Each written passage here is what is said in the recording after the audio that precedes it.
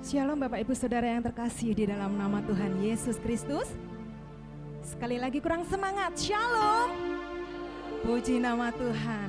Saya percaya sepanjang minggu ini Bapak Ibu Saudara diberkati oleh Tuhan Yesus, amin. Pagi hari ini bersama-sama kita akan menikmati perjamuan kudus. Kita akan mengingat betapa besarnya pengorbanan Tuhan Yesus atas hidup kita. Mari mengucap syukur kepada Tuhan Yesus. Kami bersyukur Tuhan, Kau Allah yang mengasihi setiap kami. Kami bersyukur pengorbanan-Mu begitu besar Tuhan atas hidup kami. Haleluya Yesus. Pujilah setiap kami Tuhan. Apakah kami benar-benar mengasihi Engkau Yesus? Ujilah aku Tuhan, cobalah aku Tuhan, selidiki batinku dan hatiku, mataku tertuju padamu. Aku cinta padamu Tuhan, aku rindu hadirat-Mu Tuhan, aku ingin selalu dekat padamu, menikmati kehadiran-Mu. Ku nyanyi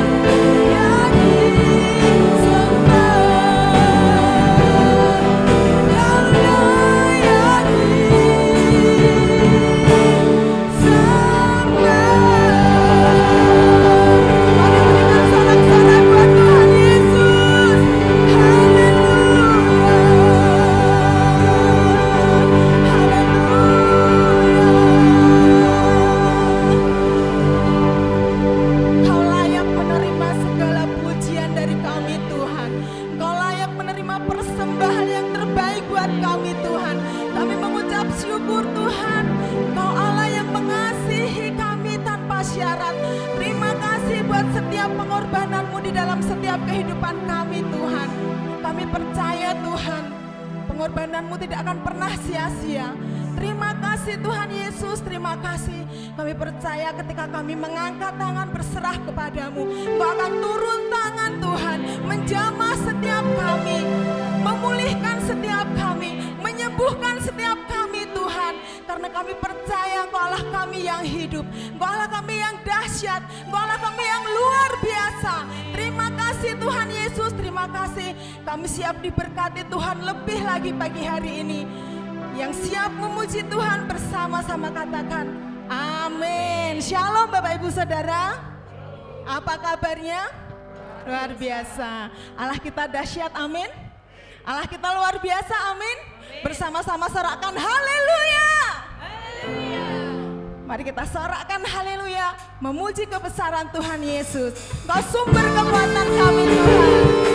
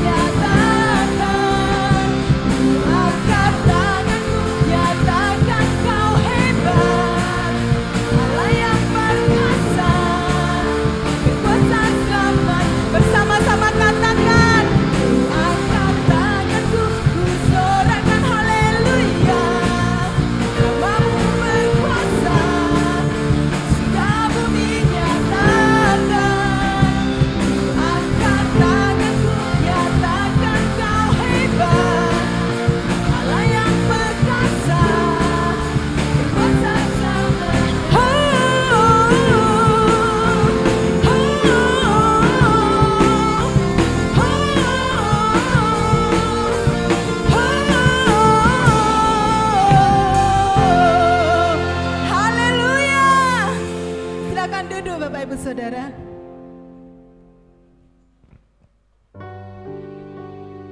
Di dalam Yohanes 14 ayat 6 dikatakan, Akulah jalan kebenaran dan hidup. Tidak ada seorang pun yang bisa datang kepada Tuhan kalau tidak melalui aku. Mari imani bahwa hanya Yesus satu-satunya jalan keselamatan. Kita bisa beroleh hidup yang kekal jika kita percaya kepada Tuhan Yesus.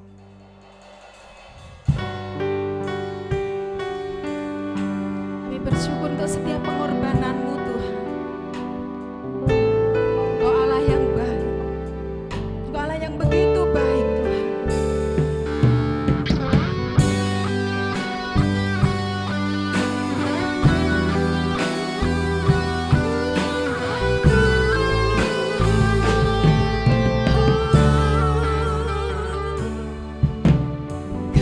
Kemanakah aku dapat pergi?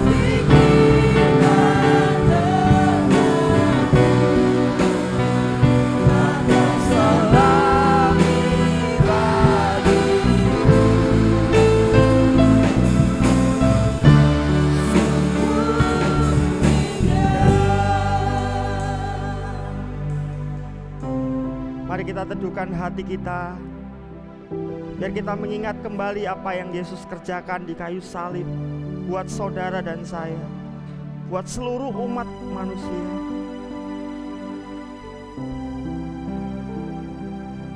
Kami bersyukur Tuhan, kami bukan siapa-siapa tanpa Engkau.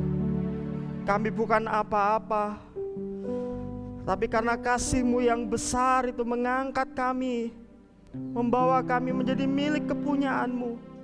Dan kami bersyukur boleh ada di rumah-Mu, bersekutu dengan Engkau, untuk terhubung dengan saudara-saudara seiman kami, memuji dan memuliakan Engkau. Terima kasih Tuhan. Kami bersyukur buat kasih karunia demi kasih karunia yang Kau anugerahkan kepada kami. Sebentar kami akan merenungkan firman-Mu Tuhan. Sedialah hati kami untuk mendengar firman-Mu. Biar Roh Kudus yang mengurapi setiap kami. Dalam nama Yesus kami berdoa dan bersyukur. Amin, amin. Silakan duduk Bapak Ibu Saudara. Shalom. Shalom.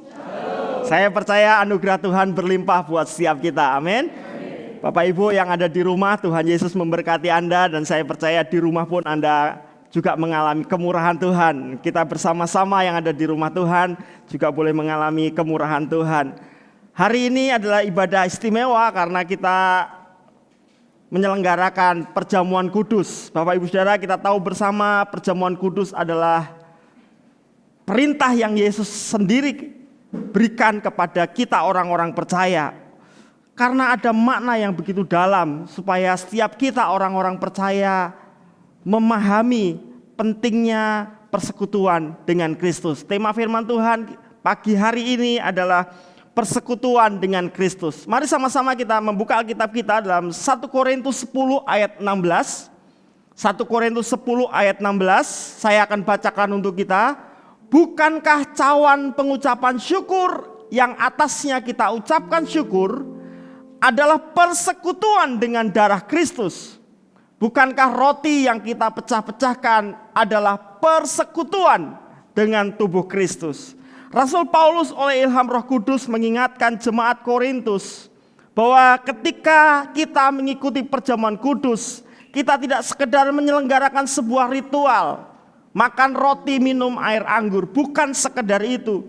Tetapi Rasul Paulus menjelaskan bahwa ketika kita melakukannya, maka sebenarnya kita sedang mengadakan persekutuan. Bapak Ibu Saudara, kata persekutuan ini di dalam bahasa aslinya menggunakan istilah koinonia. Ini bukan sekedar kumpulan biasa, bukan kumpulan tanpa makna.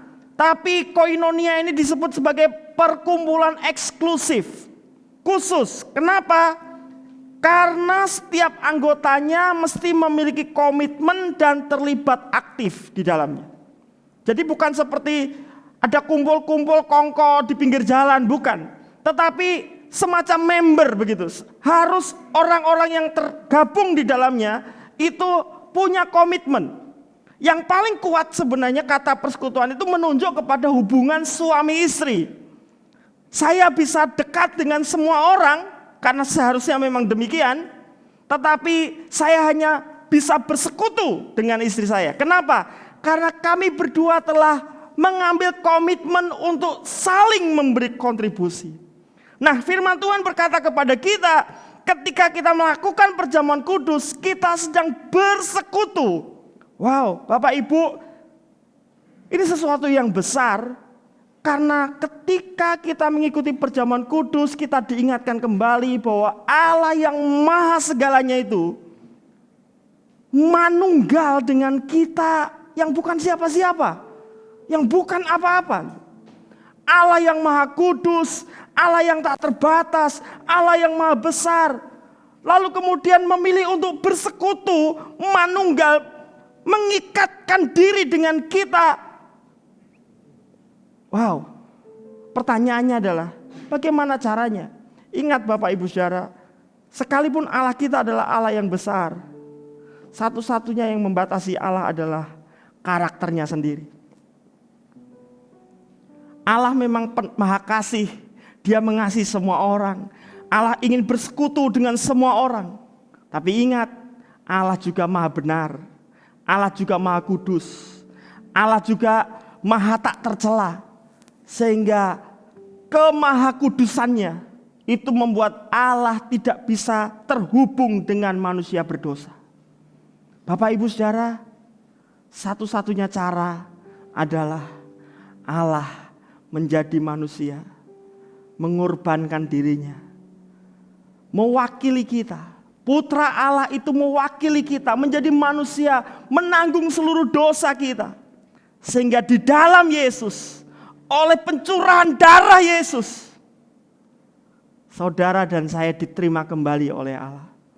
Kita bersekutu dengan Allah bukan karena kebaikan kita, bukan karena kehebatan kita, tetapi karena Allah melihat putranya yang tunggal telah dicurahkan darahnya untuk menggantikan saudara dan saya.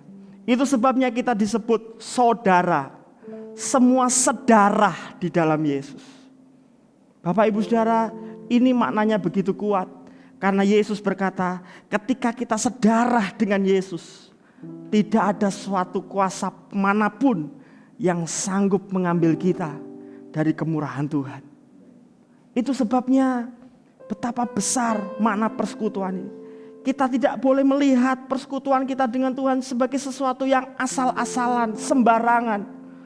Menjadi orang percaya, menjadi anak-anak Allah, terhubung, bahkan persekutuan ini persekutuannya eksklusif seperti suami istri. Seolah-olah Allah itu suami dan kita gerejanya adalah istri. Atau Allah itu seolah-olah seperti bapa dan kita anaknya. Itu sebuah hubungan yang eksklusif. Sebaik-baiknya kita dengan tetangga, kita tetap lebih memperhatikan anak kita. Karena itu darah daging kita. Di dalam Yesus, saudara dan saya manunggal dengan Allah. Dan itu berarti anugerah Tuhan berlimpah buat saudara. Lalu apa implikasinya bagi kita ketika kita disebut sebagai milik Kristus, ketika kita bersekutu dengan Kristus? Ayat sebelumnya, ayat 14. Karena itu saudara-saudaraku yang kekasih, jauhilah penyembahan berhala. Kamu tidak dapat minum dari cawan Tuhan dan juga dari cawan roh-roh jahat. Kamu tidak dapat mendapat bagian dalam perjamuan Tuhan dan juga dalam perjamuan roh-roh jahat. Atau maukah kita membangkitkan cemburu Tuhan? Apakah kita lebih kuat daripada dia? Bapak Ibu Saudara, apa implikasinya ketika kita telah bersekutu dengan Allah? Apa implikasinya ketika kita telah manunggal dengan Allah? Yang pertama adalah jauhilah penyembahan berhala. Ayat-ayat ini ditulis karena jemaat Korintus pada waktu itu mulai selingkuh secara rohani. Mereka percaya Yesus, tetapi mereka juga mempercayai dewa-dewa lain. Mereka menyembah berhala-berhala yang lain. Itu sebabnya Rasul Paulus dengan tegas berkata, gak bisa engkau ngikuti perjamuan Tuhan, persekutuan dengan Tuhan, tapi engkau juga bersekutu dengan roh-roh jahat. Itu sebabnya yang pertama pesan Tuhan buat kita adalah jauhilah penyembahan berhala. Hari-hari ini mungkin tidak banyak dari kita yang merasa menyembah berhala. Wah, patung atau dewa-dewa mana saya nggak punya, Pak. Zaman hari gini sudah modern. Tapi sebenarnya apa sih yang disebut berhala, Bapak Ibu? Di dalam bahasa aslinya itu menggunakan istilah idol. Sesuatu yang diidolakan. Dan hati-hati, ternyata iblis sekarang menyamar dengan berhala-berhala modern. Apa sih sebenarnya arti penyembahan berhala? Penyembahan berhala itu berarti sistem penilaian di pikiran untuk menentukan hal mana yang paling penting. Jadi manusia pada dasarnya adalah makhluk penyembah. Dan mereka memulai dari pikiran. Ketika mereka merasa berpikir bahwa pohon itu luar biasa, maka mereka menyembah pohon. Mereka melihat ada batu akik misalnya, oh kok keren sekali, mesti ada apa-apanya. Dia berpikir bahwa itu punya kuasa, lalu dia menyembah itu. Atau jimat atau apa, itu zaman dulu. Tapi sekarang pertanyaannya adalah, apa di pikiran kita yang lebih penting dari Tuhan hari-hari ini? Dan tanpa sadar, itu sudah menjadi berhala modern buat kita. Hari-hari ini, inilah berhala masa sekarang. Pelayanan itu bisa jadi berhala buat kita.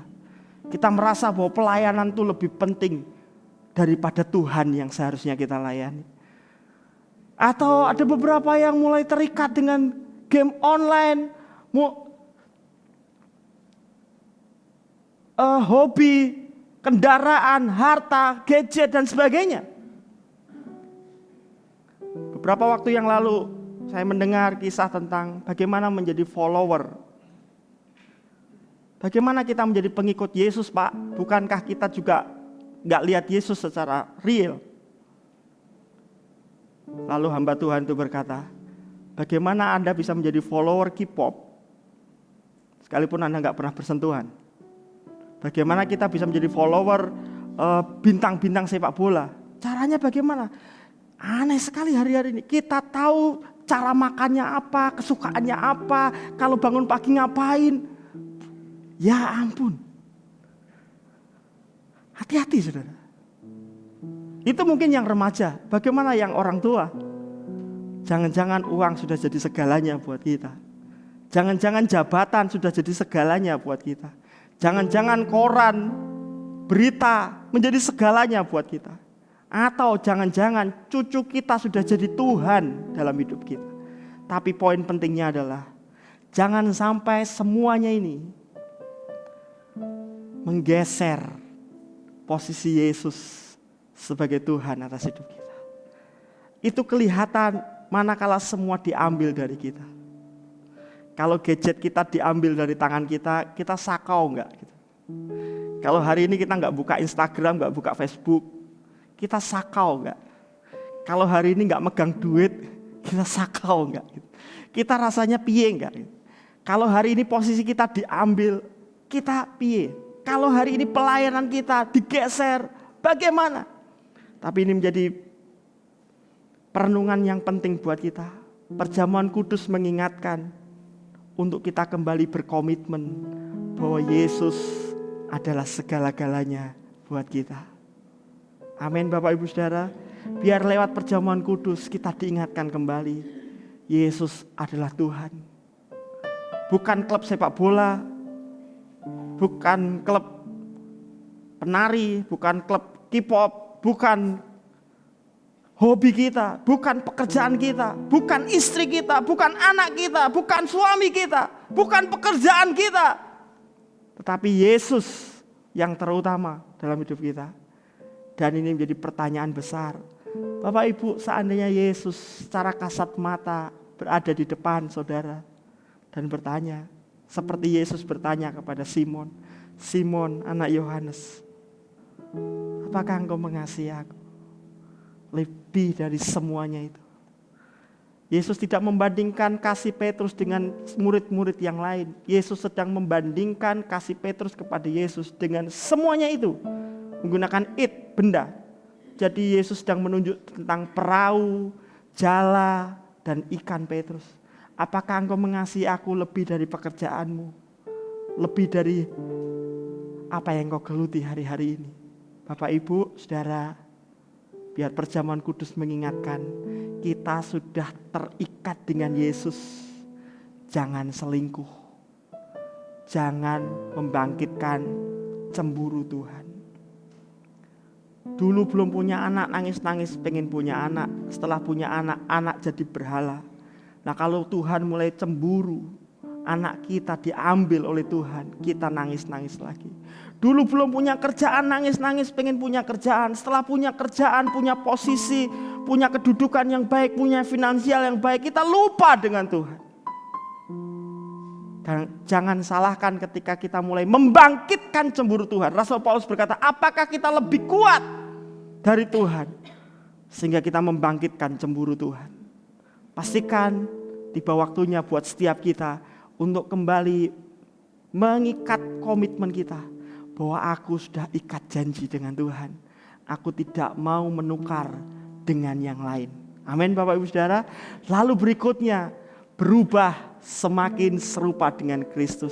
Bersekutu dengan Kristus artinya kita berubah semakin serupa dengan Kristus. 1 Yohanes 1 ayat 5. Dan inilah berita yang telah kami dengar dari Dia dan yang kami sampaikan kepada kamu. Allah adalah terang dan di dalam Dia sama sekali tidak ada kegelapan. Jika kita katakan bahwa kita beroleh persekutuan dengan Dia, namun kita hidup dalam kegelapan, kita berdusta dan kita tidak melakukan kebenaran. Bapak Ibu, firman Tuhan berkata Allah adalah terang. Jadi ketika kita bersekutu dengan Allah, pasti kita hidup dalam terang. Ruangan ini terang. Begitu Anda masuk, semua kita tinggal di dalam terang. Tapi kalau kita tinggal dalam kegelapan dan kita berkata saya sudah ada di tempat terang, itu kebohongan.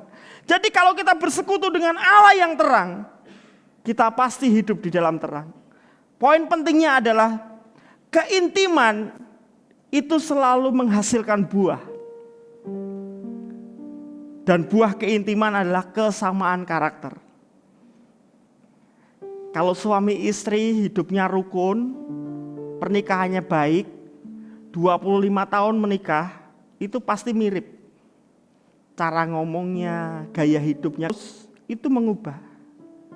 Sama seperti anak-anak remaja kita yang tiap hari mantengi Instagramnya K-pop.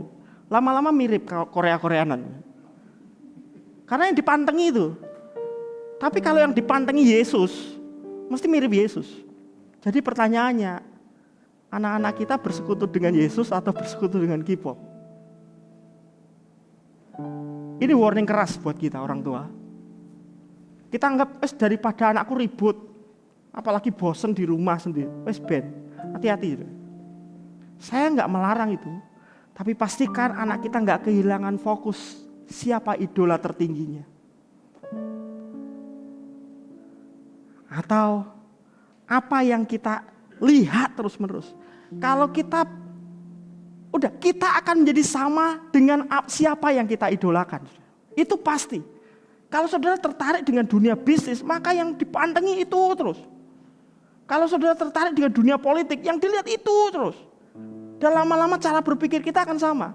Kita akan menjadi sama dengan dengan siapa kita bergaul. Amin Bapak Ibu Saudara. Nah ketika kita bergaul dengan Yesus, bersekutu dengan Yesus, otomatis karakter Yesus akan muncul. Jadi ukuran kekristenan bukan seberapa lama kita jadi orang Kristen atau seberapa banyak aktivitas kita sebagai orang Kristen, walaupun itu baik. Tapi pertanyaan besarnya adalah, apakah saya berespon seperti Yesus? Apakah kasih Yesus itu nyata dalam hidup saya? Ketika saya harus mengambil keputusan, apakah pilihan-pilihan hidup yang saya ambil sesuai dengan kebenaran firman atau menurut ukuran-ukuran yang lain? Ketika kita di bawah tekanan, apakah firman yang menjadi landasan keputusan kita? Apakah Roh Kudus yang menuntun kita? Atau ego kita, logika kita, atau kata orang di sekitar kita? Ini pertanyaan besar. Banyak orang ketika dalam kondisi baik-baik, semua haleluya, termasuk pendetanya. Tetapi ketika sakit berkepanjangan, ada persoalan ekonomi yang berat, ada persoalan rumah tangga yang berat, apakah kita tetap berespon seperti Yesus berespon? Dan kalau belum, itu berarti kita harus lebih bersekutu. Perjamuan kudus menyadarkan kita kembali bahwa Yesus tidak hanya menjadi teladan bagi kita, tapi Yesus menjadi sumber perubahan dalam hidup kita. 2 minggu ke depan saya akan sharingkan bagaimana kita mengalami transformasi, bagaimana kekristenan itu gak cuma sekedar label, tapi menjadi lifestyle, menjadi gaya hidup. Saya rindu setiap kita, banyak orang Kristen yang garing. Sudah terima Yesus sih? Ya, saya sudah terima Yesus. Tapi apakah saya sudah menjadi pengikut Yesus? Apakah saya sudah hidup seperti Yesus hidup? Dan ketika kita tidak mengalami itu, kekristenan kita menjadi hambar, kering. Kita merasa hanya aturan dan itu melelahkan. Tapi syukur kepada Tuhan, lewat perjamuan kudus mari ingat kembali, Yesus tidak hanya menjadi teladan, tetapi Yesus adalah sumber perubahan hidup dalam hidup. Jadi bagaimanapun latar belakang kita, apapun masa lalu kita, semua Anda dan saya bisa semakin mulia seperti Yesus. Mungkin kita dianggap, wah dulu kamu sampah, dulu perilakumu seperti itu. Itu dulu.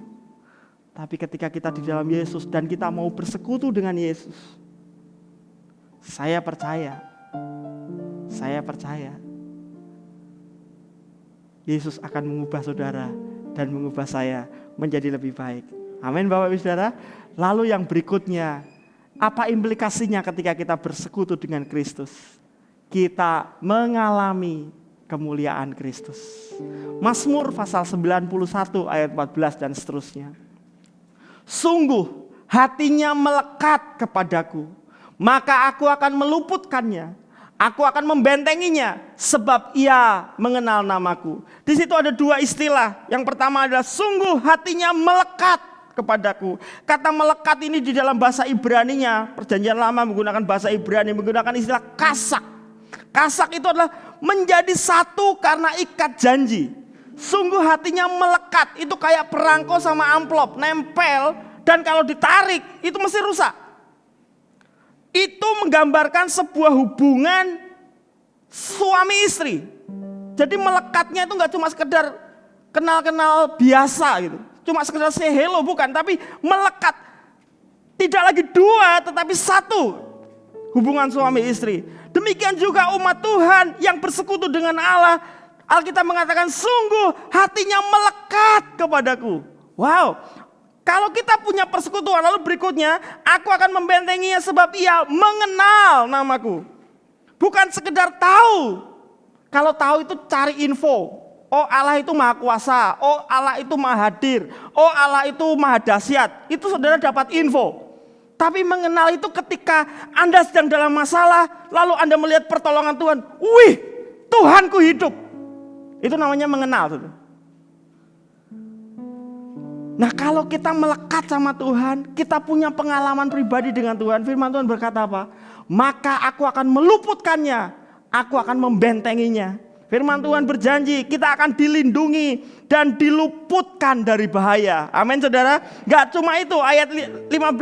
Bila ia berseru kepadaku, aku akan menjawab. Aku akan menyertai dia dalam kesesakan. Aku akan meluputkannya dan memuliakannya. Dengan panjang umur akan kukenyangkan dia dan akan kuperlihatkan kepadanya keselamatan daripadaku. Haleluya. Bapak Ibu Saudara, ketika kita bersekutu dengan Allah, bukan berarti kita gak ada masalah, bukan berarti kita gak ada tantangan, bukan berarti kita kemudian menerima betul-betul imun dari segala hal yang jahat dari dunia ini. Bukan. Tetapi ada sebuah jaminan penyertaan Tuhan. Aku akan meluputkannya, aku akan membentenginya, aku akan menjawab doanya, aku akan menyertai, aku akan meluputkan, aku akan memuliakan. Ya ampun saudara, kalau kita renungkan 3 ayat ini saja selama seminggu ini ke depan. Saudara renungkan, diluputkan itu kayak apa ya? Dalam krisis karena pandemi ini secara global, semua orang terkena dampaknya, termasuk orang-orang percaya. Tapi di tengah-tengah situasi seperti ini ada sebuah jaminan. Nak, aku akan meluputkanmu. Aku akan melindungimu. Aku akan menjawab keluh kesahmu. Aku akan menyertaimu, aku akan menuntunmu. Aku akan memuliakan.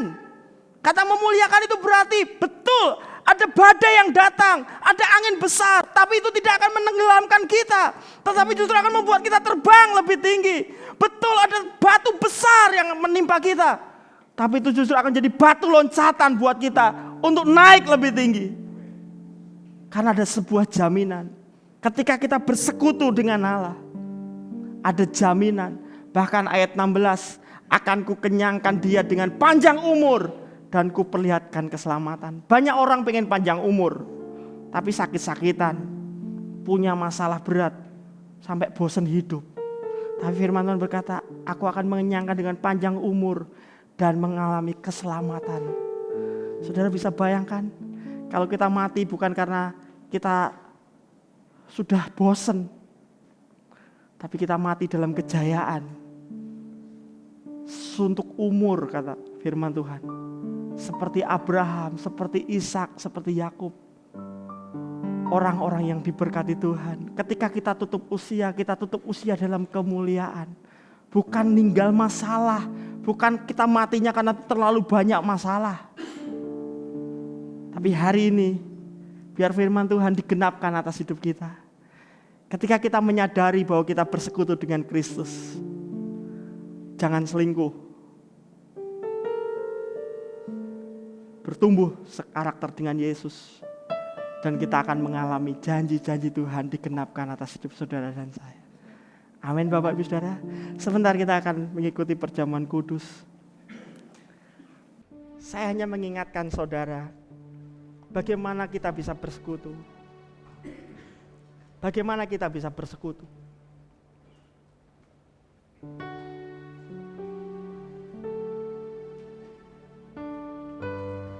Kita bersekutu karena ada Yesus yang telah mengorbankan dirinya. Sebentar worship leader akan menyanyikan sebuah lagu. Saudara bisa menyiapkan roti dan air anggur. Di situ ada ayatnya, mungkin saudara bisa baca, renungkan sebentar. Saudara kalau yang suka bisa difoto atau apa, tapi coba lihat. Lewat salib Yesus. Lewat salib Yesus, saudara dan saya diterima kembali oleh Allah.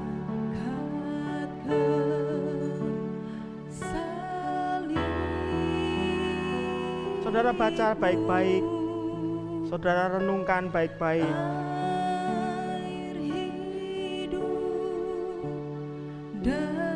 Terima kasih Tuhan.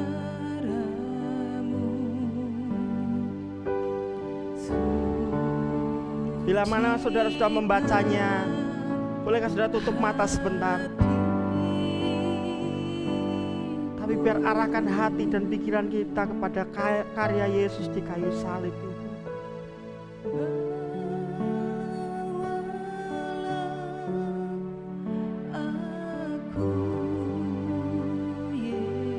Biarlah pujian dari worship leader ini mewakili hati kita kepada Tuhan.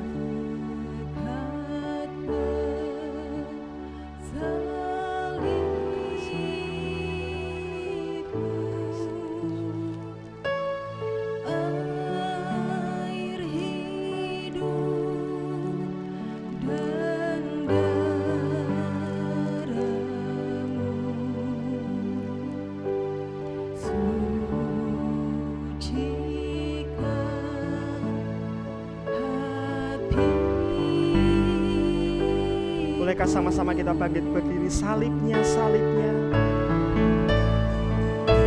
Salibnya,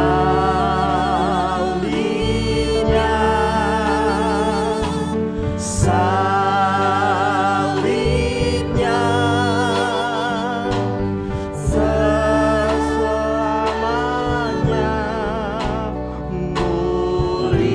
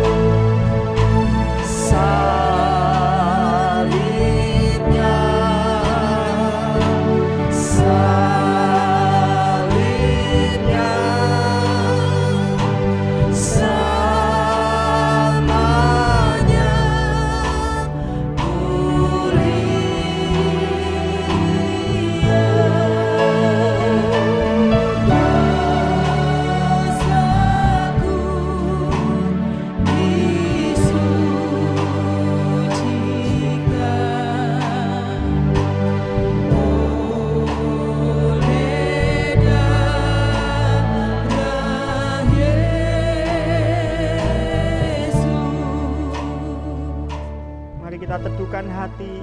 Bapak Ibu bisa melepas masker sebentar. Kita akan mengangkat roti dengan tangan kanan. Firman Tuhan berkata, Dan ketika mereka sedang makan, Yesus mengambil roti, mengucap berkat, memecah-mecahkannya, lalu memberikannya kepada murid-muridnya dan berkata, ambillah, makanlah, inilah tubuhku. Mari kita makan dengan iman dalam nama Tuhan Yesus Kristus.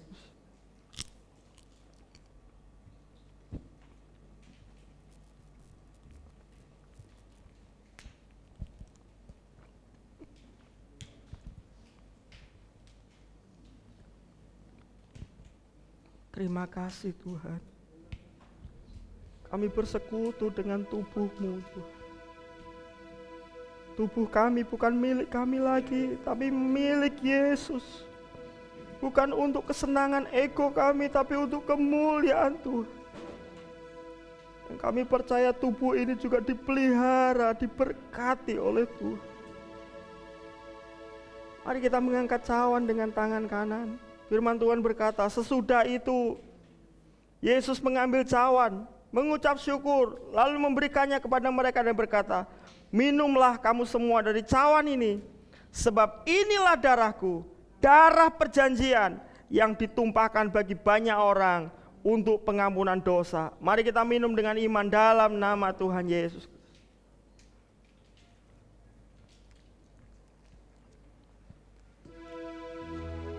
Terima kasih Tuhan. Terima kasih Tuhan. Terima kasih Tuhan.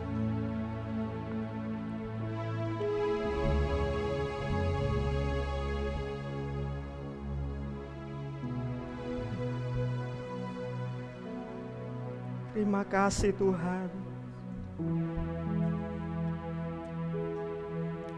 Saya mohon Bapak Ibu bisa memakai kembali maskernya. Ku ingin selalu bersekutu denganmu, menikmati hadiratmu, biarkan rohmu tinggal dalam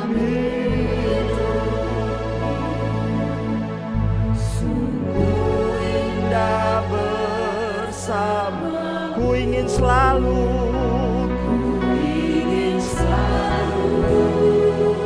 bersekutu denganmu, menikmati hadiratmu, biarkan rohmu tinggal dalam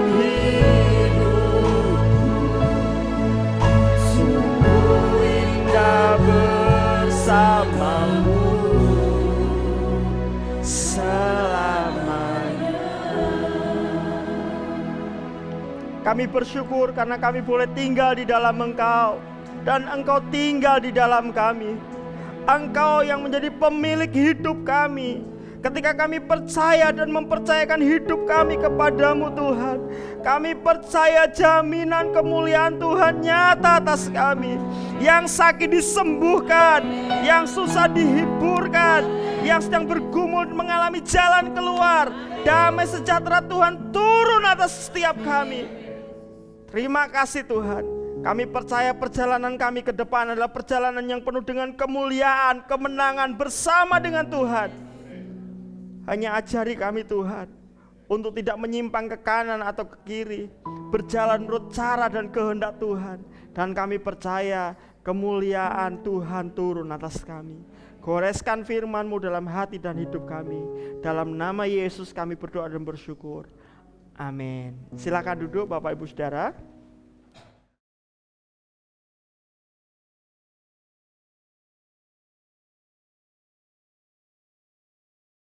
Langsung, mari sama-sama kita bangkit berdiri, kita datang kepada Tuhan. Kami bersyukur Tuhan buat pagi hari ini. Kami percaya Engkau ada di tengah-tengah kami dari awal, pertengahan sampai akhirnya. Kami membawa persembahan, persepuluhan kami kepada Tuhan. Tuhan yang menguduskan, boleh kami gunakan untuk kemuliaan Tuhan. Kalau sebentar kami kembali ke rumah kami masing-masing, kami pulang dengan sukacita. berkat Tuhan menyertai kami seumur hidup kami. Mari kita terima berkat Tuhan. Tuhan memberkati engkau dan melindungi engkau. Tuhan menyinari engkau dengan wajah-Nya dan memberi engkau kasih karunia. Tuhan menghadapkan wajah-Nya kepadamu dan memberi engkau damai sejahtera. Kekasih-kekasih Tuhan, mari kita pulang dengan membawa anugerah dari Allah Bapa, kasih sayang dari Yesus Kristus dalam persekutuan Roh Kudus menyertai kita hari ini sampai selama-lamanya. Dalam nama Tuhan Yesus Kristus. Amin. Selamat pagi, Tuhan Yesus memberkati.